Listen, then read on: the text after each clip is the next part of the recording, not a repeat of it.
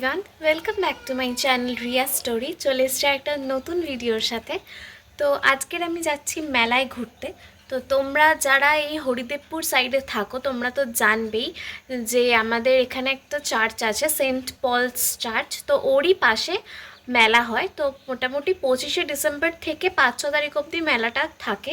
তো আজ আমি সেখানেই যাচ্ছি। তো যাচ্ছি যখন ব্লগ তো করতেই হবে। তো চলো ওখানে গিয়ে একবারে কথা হচ্ছে। তো এই হচ্ছে আমার ফুল লুক।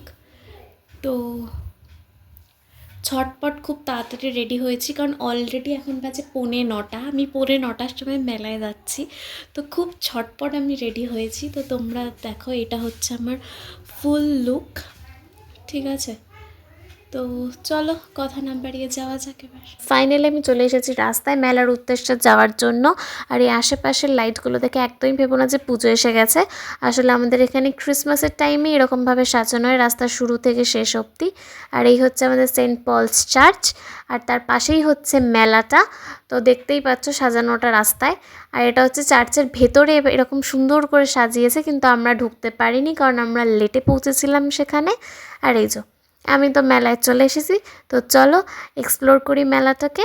তার আগেই বলে রাখি যে প্রত্যেকটা দোকান ঘুরে ঘুরে দেখানো পসিবল নয়, কারণ প্রচণ্ড বড় এরিয়া নিয়ে হচ্ছে। আর এই জোকার দাদাটাকে আমি দেখতে পেয়েছিলাম, সবার সাথে হাত ফাত মেলাচ্ছিল। আর কি বলবো এই দোকানটার ব্যাপারে, এটা তো সব মেয়েদেরই প্রিয় জায়গা। এছাড়াও আরও টুকিটাকি অনেক রকমের তোমরা দোকান পেয়ে যাবে যেগুলো মেলায় থাকে। এছাড়াও বাচ্চাদের চড়ার জিনিস এগুলো তো আছে। আর পেছনে দেখতে পাচ্ছ একটা স্টেজ হয়েছে, যেখানে আর্টিস্টরা আসে, প্রত্যেক দিনই কোনো না কোনো অনুষ্ঠান হয়।